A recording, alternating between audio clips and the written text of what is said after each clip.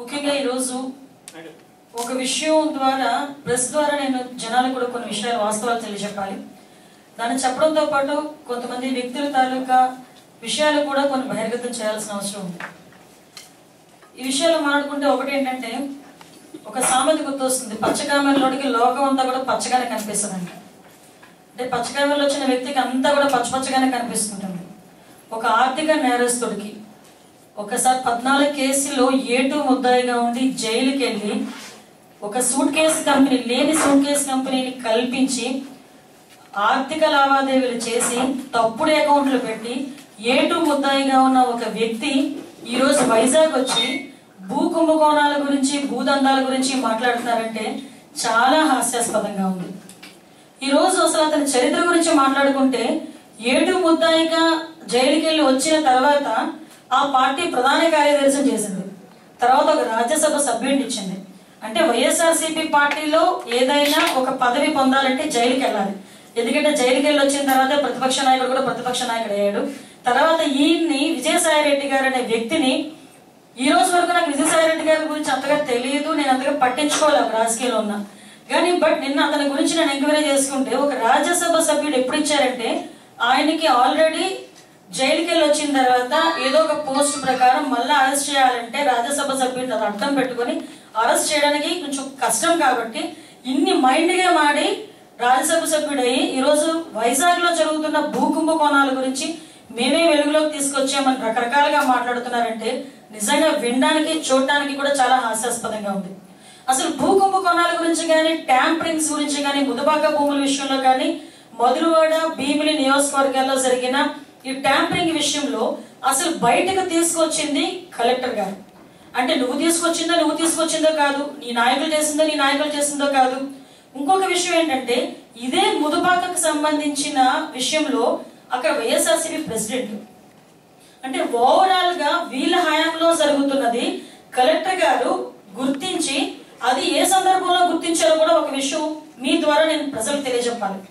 CM గారు, గౌరవ CM గారు ఈ రెవెన్యూ సిస్టమ్ అందరినీ స్టిమ్యులేట్ చేయడానికి ఆన్లైన్ సిస్టమ్ పెట్టి ఈ భూ రికార్డులన్నీ కూడా ఆన్లైన్ లో ప్రజలకు అందుబాటులో ఉండేటట్టుగా ప్రతి ఒక్కరికి ట్రాన్స్పరెన్సీ పారదర్శకత కలిగించాలని ఒక మంచి ఉద్దేశంతో కలెక్టర్ గారికి వాళ్ళందరికీ బాధ్యతలు అప్పచెప్పిన తర్వాత అందులో చేస్తున్న భాగంగానే మొత్తం ఈ ట్యాంపరింగ్స్ కొన్ని బయటపడింది. అది సాక్షాత్తు కలెక్టర్ ప్రవీణ్ కుమార్ గారు దాన్ని బయట పెట్టారు. అప్పుడు కలెక్టర్ గారు బయట పెట్టిన దానికి ఈ రోజు బయటకు వచ్చి అది మా ద్వారానే జరిగింది, మేమే బయట పెట్టేసామని చెప్పి దీనికి రాజకీయ రంగు పుల్లు వేసి సవరాజకీయాలు చేస్తున్నారంటే వీళ్ళు ఏ రకంగా అర్థం చేసుకోవాలో కూడా తెలియట్లా.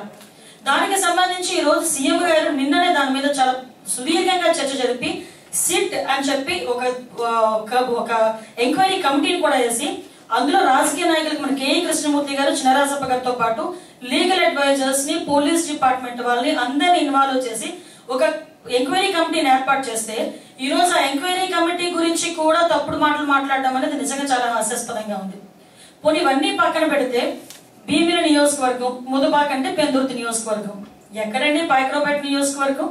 పాయక్రోపేట నియోజకవర్గం జిల్లాలో చివరి నియోజకవర్గం, ఒక ఎస్సీ రిజర్వ్ నియోజకవర్గం. అందులో ఎస్సీలు, ఎస్టీలు, బీసీలు అందరితో పాటు ఏదో నేను ఎమ్మెల్యేగా ఉండి చంద్రబాబు నాయుడు గారి దయ వల్ల 4 గ్రాంట్లు తెచ్చుకొని అభివృద్ధి పదవుల్లో ముందుకు తీసుకెళ్తున్న నా మీద కుంభకోణాల విషయంలో నాకు పాత్ర ఉందని చెప్తుంటే వినేవాళ్ళు, చెప్పిన వాళ్ళు కూడా నవ్వుతున్నారు. ఈ రోజు పొజిషన్ చూస్తుంటే నేను ఈరోజు విజయసాయి రెడ్డి గారితో ఒకటే సవాల్ చేస్తున్నా. మీకు సవాలు మామూలు, ఎందుకంటే నిరపరాధులు లోకేష్ గారి మీద కానీ చంద్రబాబు నాయుడు గారి మీద కానీ గుడ్డ కాల్చి మొహాన్ని వేస్తారు. వేసిన తర్వాత దానికి మేము ఛాలెంజ్ చేశామని చెప్తే ముందుకొచ్చి మాట్లాడడానికి కూడా సత్తా లేని, దమ్ము లేని నాయకులు ఈరోజు రకరకాలుగా మాట్లాడుతున్నారంటే నిజంగా నవ్వు వస్తుంది. అసలు పాయక్రోపేట నియోజకవర్గంలో ఉన్న అనిత అనే ఎమ్మెల్యేకి ముదుబాకలో భూములకి ఏదైనా రిలేషన్ ఉందా? నేను ఈ రోజు ఒకటే చెప్తున్నా, నా రాజకీయ రంగంలో, నా రాజకీయ ఈ స్పాన్ లో నా అన్నదమ్ముడు కానీ, నా తండ్రి కానీ, నా తాలూకా వాళ్ళు కానీ ఏ కుంభకోణాల్లో కానీ ఏ విషయాల్లో కానీ ఇన్వాల్వ్ అయ్యారు అనే సంగతి ఎవరైనా రుజువు చేయగలిగితే నేను బహిరంగ చర్చకి సిద్ధంగా ఉన్నాను. రుజువు చేయగలిగితే నిజంగా నేను తప్పు ఒప్పుకొని ఎవరైతే నా మీద ఆరోపణలు చేస్తున్నారో వాళ్ళు కాలు కడిగి నెత్తి నీళ్ళు వేసుకుంటా. నిజంగా నువ్వు రుజువు చేయలేకపోతే నువ్వు అలా చేయగలవా? నీ స్థాయి ఏంటి, నువ్వు మాట్లాడుతున్న మాటలు ఏంటి, అసలు నీ బ్యాక్గ్రౌండ్ ఏంటి? ఈ రోజు ఏమైనా మాట్లాడితే అనిత అట్రాసిటీ కేసెస్ పెడతాదని మాట్లాడారు. ఈ వైఎస్ఆర్సీపీ నాయకుడి మీద ఎవరి మీదైనా నేను అట్రాసిటీ కేసు పెట్టానా? నేను అట్రాసిటీ కేసు పెట్టిన వ్యక్తులు తాలూకా మాటలు, వాళ్ళు వాడిన పదాలు కానీ, వాళ్ళు మాట్లాడిన మాటలు కానీ నీ తల్లినో, నీ చెల్లినో, నీ భార్యనో అంటే నువ్వు ఊరుకుంటావా? నేను ధర్మ పోరాటం చేస్తున్నా, క్లియర్గా చెప్తున్నాను. నేను ధర్మ పోరాటం చేస్తున్నాను. నాకున్న ఒకే ఒక హక్కుతో నేను పోరాడుతున్నాను.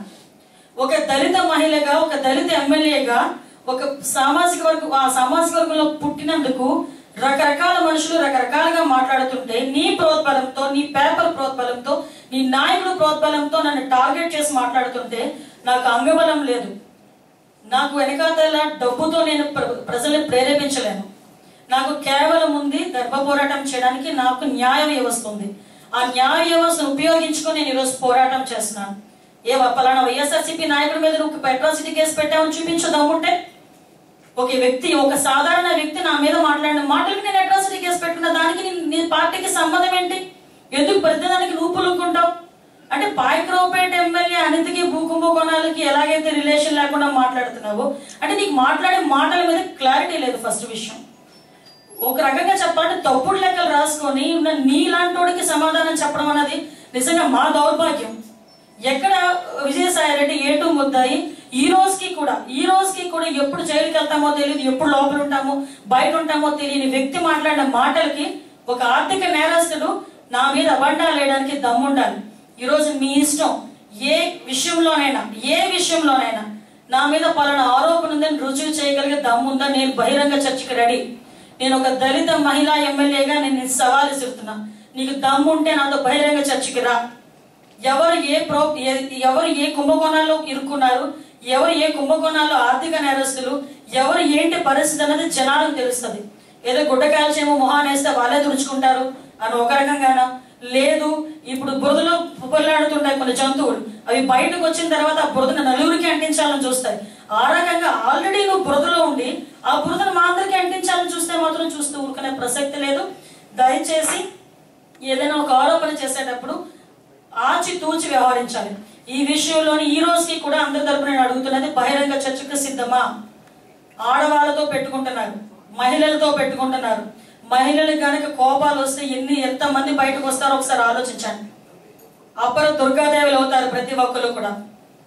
మీకు ఇష్టం వచ్చినట్టు నోటికి వచ్చినట్టు మాట్లాడుకుంటూ పోతే చూస్తూ ఊరుకోవడానికి మేము చేతులు కట్టుకొని మాత్రం లేం. ఈ విషయం మాత్రం చాలా క్లియర్ గా చెప్తున్నాం. బహిరంగ చర్చకి నేను సిద్ధం, మీరు సిద్ధమా?